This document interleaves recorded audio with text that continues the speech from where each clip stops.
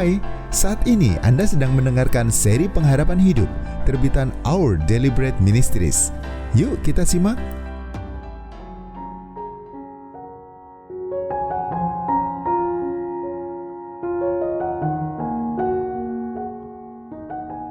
Jatuh sakit, bagaimana menghadapinya? Apakah Anda khawatir jatuh sakit? Apakah Anda merasa berat memikirkan biaya dokter dan harga obat yang terus bertambah mahal? Apakah Anda resah setiap kali mendengar berita tentang wabah penyakit baru? Apakah Anda khawatir dengan kondisi kesehatan orang tua yang makin lanjut usia atau kerabat yang harus Anda rawat? Jika salah satu pemikiran tersebut sempat terlintas di benak Anda, ketahuilah bahwa Anda tidak sendirian. Dalam berbagai survei yang dilakukan di seluruh Asia dan dunia, kesehatan selalu menjadi salah satu masalah yang paling meresahkan orang. Kita semua khawatir tentang kesehatan kita, dan itu sangatlah wajar. Kesehatan yang baik memungkinkan kita untuk menikmati hidup yang berkualitas. Ketika sehat, kita dapat menjalani hidup dengan produktif, melakukan apapun yang kita mau, dan menikmati waktu bersama orang-orang yang kita kasihi. Namun saat sakit, aktivitas sehari-hari terasa sulit untuk dilakukan. Kita menjadi lemah dan tidak mampu menjalankan peran kita sepenuhnya. Kita tidak bisa melakukan kegiatan yang kita senangi atau mewujudkan keinginan kita. Sakit itu juga mahal, karena kita harus pergi ke dokter, membeli obat, dan menjalani perawatan. Jika menderita penyakit kronis, kita mungkin harus bergantung kepada orang lain, baik secara fisik maupun finansial. Karena kita sudah tidak bisa bekerja untuk menanggung biaya pengobatan kita sendiri. Mungkin kita tidak bisa membiayai keluarga kita dan malah menjadi beban bagi mereka. Benarlah ungkapan bijak yang sering kita dengar, kesehatan itu harta berharga. Sebagian besar dari kita akan berusaha sebaik mungkin untuk menabung harta berharga itu dalam diri kita. Kita berusaha hidup sehat dengan berolahraga, minum vitamin, makan cukup dan teratur, serta melakukan cek kesehatan rutin. Kita juga berusaha mencegah datangnya penyakit dengan melakukan vaksinasi dan menjaga kebersihan. Jika sampai sakit, kita cepat-cepat berobat. Kita juga membeli asuransi agar bisa membayar semua biaya perawatan jika diperlukan. Sayangnya, meski semua itu bermanfaat, cepat atau lambat, kita tetap akan jatuh sakit.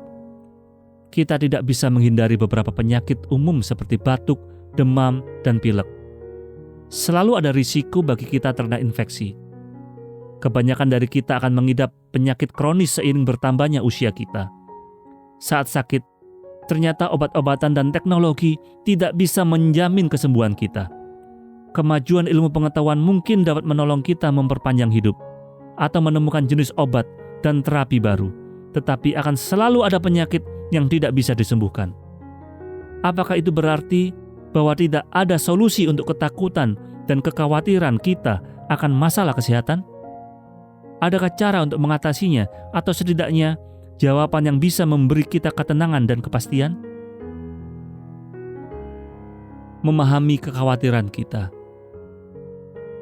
Sebelum membahas tentang apa yang bisa kita lakukan, pertama-tama kita perlu memahami ketakutan kita sendiri dan dari mana ketakutan itu berasal. Pemahaman ini dapat menolong kita mengatasi kekhawatiran dari sumbernya. Anda mungkin mengetahui bahwa salah satu sumber ketakutan itu adalah kenyataan bahwa Anda tidak bisa sepenuhnya mengontrol kesehatan Anda.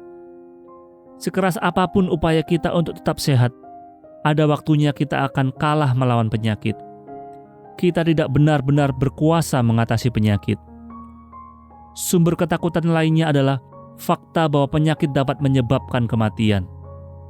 Tidak bisa sembuh adalah risiko terbesar yang harus dihadapi. Seiring bertambahnya usia, kita akan makin rentan terhadap penyakit dan kemerosotan fisik. Sulit untuk tidak merasa takut terhadap kematian. Dan kita pun disadarkan bahwa kita manusia yang rapuh yang pada akhirnya akan mati. Paul Kalanithi bergumul dengan semua itu. Saat didiagnosis mengidap kanker paru-paru stadium 4 pada usia 36 tahun. Paul adalah seorang dokter bedah syaraf dengan prospek karir yang cemerlang, dan ia tidak merokok. Namun, ia pun tidak kebal terhadap kanker yang diderita banyak orang. Sebagai dokter yang bekerja di salah satu rumah sakit ternama di Amerika Serikat, ia memiliki akses untuk menerima pengobatan dan perawatan terbaik dari para pakar onkologi yang hebat. Tetapi para ahli itu pun tidak berhasil menghentikan pertumbuhan kankernya. Paul Kalanithi akhirnya meninggal dunia pada tahun 2015. Setelah didiagnosis mengidap kanker, Paul sempat menulis autobiografi yang diberi judul When Breath Becomes Air. Dalam buku yang memenangkan penghargaan itu, Paul membagikan kesan-kesan tentang upayanya memahami arti kehidupan dan kematian sebagai seorang penderita kanker. Ia berkata, "Sulit menentukan apa yang paling berharga pada saat sakit, karena nilai-nilai Anda terus berubah. Setiap kali saya pikir sudah menemukan apa yang paling berharga, masih saja ada hal lain yang tak kalah berharga." Sangat wajar merasa takut atau khawatir menghadapi penyakit dan kematian. Perasaan kita justru menunjukkan bahwa kesehatan mempunyai nilai yang terbatas, karena kesehatan itu sendiri serba tidak pasti. Kita tidak bisa memastikan bahwa kita akan selalu sehat. Karena itu, kita tidak bisa mengandalkan kesehatan saja untuk merasa bahagia. Artinya, meskipun kita berusaha mengatasi kekhawatiran kita terhadap masalah kesehatan, kita perlu mencari sumber sukacita dan kepuasan lain dalam hidup ini, seperti dengan membina hubungan yang baik dengan orang lain dan menetapkan tujuan dalam hidup. Kita membutuhkan sumber pengharapan yang lebih pasti dan terjamin, agar kita tetap dapat bersukacita sekalipun kita sedang sakit. Kita juga membutuhkan sesuatu yang tak hanya mengatasi masalah kesehatan itu sendiri, tetapi juga dapat mengatasi konsekuensi akhir dari penyakit, yaitu kematian. Kita membutuhkan sesuatu yang lebih bisa diandalkan daripada kehidupan itu sendiri. Sesuatu apakah itu? Di mana ada solusi yang memberi kita pengharapan dan kepastian sepanjang masa? Solusi untuk sepanjang masa. Kami ingin mengajak Anda untuk mempertimbangkan jawaban terhadap pertanyaan tersebut dari Alkitab, buku yang menjadi landasan bagi iman Kristen. Alkitab menceritakan tentang Allah Sang Pencipta yang membentuk alam semesta beserta segala isinya. Allah menciptakan setiap dari kita, jadi Dia tahu cara kerja setiap bagian tubuh kita dan apa yang membuat bagian-bagian itu rusak. Alkitab menjelaskan bahwa tubuh kita rusak karena apa yang disebut sebagai dosa. Dosa berarti gagal memenuhi standar Allah yang sempurna. Itulah yang terjadi saat umat manusia memilih untuk menolak otoritas Allah atas hidup ini dan hanya mau menjalani hidup sesuai keinginan mereka sendiri. Dosa memisahkan kita dari Allah yang Maha Kudus. Dosa juga mengakibatkan munculnya penyakit dan kematian. Namun, Allah tetap mengasihi kita. Setelah menciptakan kita secara unik, Allah mau menjalin hubungan dengan setiap dari kita, sama seperti orang tua rindu menjalin kedekatan dengan anak-anaknya. Karena Allah sendiri yang menciptakan pikiran dan hati kita, Dia mengerti penderitaan yang kita alami saat kita jatuh sakit. Dia juga memahami ketakutan kita terhadap kematian. Dia ingin menghibur kita dan memberi kita jaminan bahwa Dia selalu menyertai kita apapun yang terjadi. Karena itulah, Allah merupakan jawaban sempurna untuk segala ketakutan dan kekhawatiran kita. Tak hanya itu, Allah juga ingin memberi kita sesuatu yang jauh lebih besar daripada hidup kita sekarang. Hidup kekal setelah kematian. Alkitab mengatakan bahwa setelah tubuh jasmani yang lemah ini mati, kita akan menjalani kehidupan baru bersama Allah. Kehidupan baru ini akan bebas dari segala penyakit dan penderitaan, serta takkan pernah berakhir. Saat ini, kita mungkin sulit memahaminya, tetapi itulah yang Allah janjikan bagi setiap orang yang mau datang kepadanya. Janji hidup kekal itu memberi kita pengharapan, karena kita ada kepastian yang jelas bahwa apapun yang kita alami di dunia, penyakit dan kematian bukanlah akhir dari segalanya. Allah sendiri berjanji bahwa kita akan hidup bersamanya sepanjang masa. Sampai di sini, Anda mungkin bertanya, bagaimana saya tahu hidup kekal itu benar-benar ada? Dan jika memang ada, bagaimana saya dapat menerima pemberian Allah tersebut? Alkitab memberitahu kita bahwa sekitar 2000 tahun yang lalu, Allah telah mengutus anaknya, Yesus, ke dunia dalam rupa manusia. Yesus datang untuk menunjukkan bahwa jika kita berbalik dari cara hidup kita yang berdosa dan kembali kepada Allah, kita akan memperoleh hidup kekal setelah kematian. Yesus berkata, "Sesungguhnya barang siapa mendengar perkataanku dan percaya kepada Dia yang mengutus aku, ia mempunyai hidup yang kekal dan tidak turut dihukum, sebab ia sudah pindah dari dalam maut ke dalam hidup." Yohanes 5 ayat 24.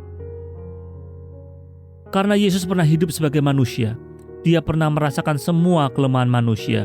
Dia tahu persis apa yang kita rasakan. Namun, Yesus juga menunjukkan kepada kita bahwa Dia berkuasa atas penyakit dan kematian dengan menyembuhkan banyak orang sakit dan membangkitkan beberapa orang yang telah mati.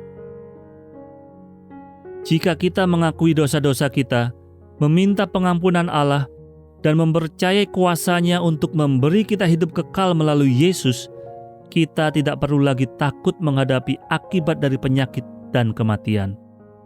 Kita juga tidak perlu lagi khawatir atas ketidaksanggupan kita mengontrol hidup ini, karena kita tahu Allah yang memegang kendali sepenuhnya. Mungkin Anda bertanya, bagaimana Allah akan menolong saya sekarang? Masalah kesehatan dan penyakit yang saya hadapi membuat saya khawatir. Sekali lagi, Alkitab meyakinkan kita bahwa jika kita datang kepada Yesus dan mengikutinya, kita akan menikmati kasih-Nya, perhatiannya, dan penyertaan-Nya setiap hari. Dia berjanji menyertai di saat kita sehat ataupun sakit.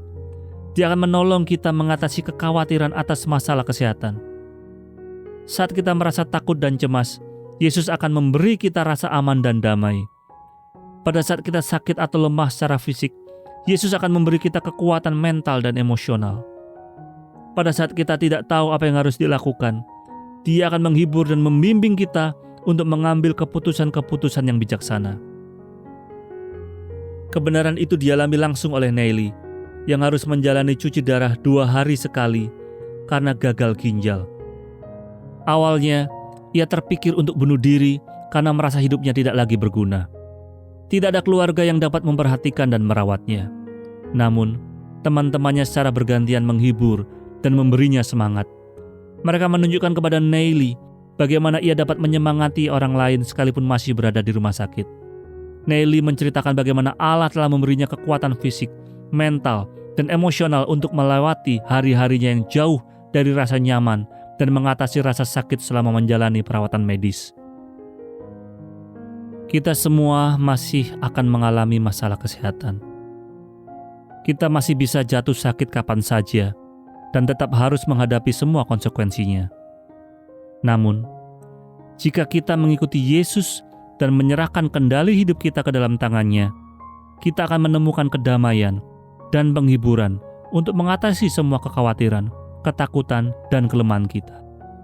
Kita bahkan dapat melihat jauh melampaui kesembuhan yang kita harapkan dan menemukan sesuatu yang jauh lebih bernilai daripada kesehatan dan kehidupan di dunia ini. Kita akan hidup dengan penuh pengharapan. Apakah Anda ingin tahu lebih banyak tentang Yesus? Apa yang telah disediakannya untuk Anda dan bagaimana Anda dapat mengenalnya? Terima kasih ya karena Anda sudah mendengarkan seri pengharapan hidup ini. Untuk mendapatkan materi-materi dengan judul-judul lainnya secara online, silakan kunjungi website santapanrohani.org/SPH. Tuhan memberkati.